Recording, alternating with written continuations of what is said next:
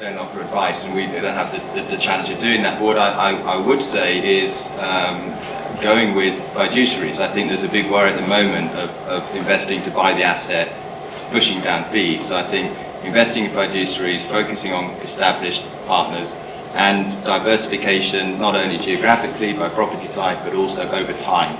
So drip feeding capital in. But I would be slightly short. We look across the markets. The best performing funds at the moment across markets are the ones who are selling at the moment, rather than buying.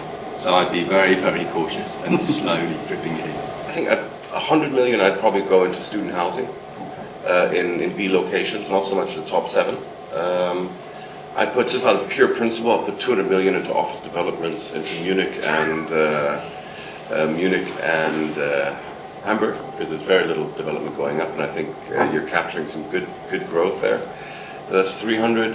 100 million into Hamburg residential, just because I need a house, and it's gotten really expensive. That's quite a big house. Hamburg residential, they just sold an apartment on the Elbphilharmonie for 35,000 euros a square meter, which is just it's a very unique apartment. But thinking in that kind of a category, you got to think big nowadays. 100 mil for myself in Hamburg. Yeah. What do I have? 100 million left. High street retail in the B locations. Okay, good. Rainer? Pretty easy. As said, we're lacking in the German resi market some 600, 700,000 smaller units, and that would easily eat up the 500 million. Not of interest to you, though, those smaller units, Philip? 500 million, I just take the money and run. Felix? By the way, we have 100 million in student housing. Bring it on.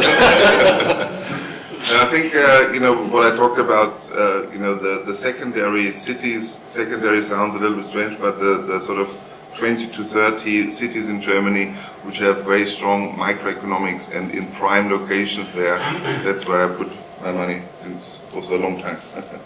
Okay, good. Also the next 500. Exactly. Thilo?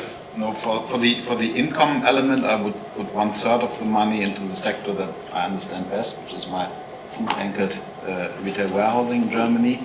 Then I would do something that I did before Lehman and which worked well, but I'm still sitting on some of them. But now it's a growing market again. This is land banking in the US for appreciating value. And the last third is a combination of both good income and also great appreciation of value is outlet malls in China. Thank you very much to the panel. Thanks very much.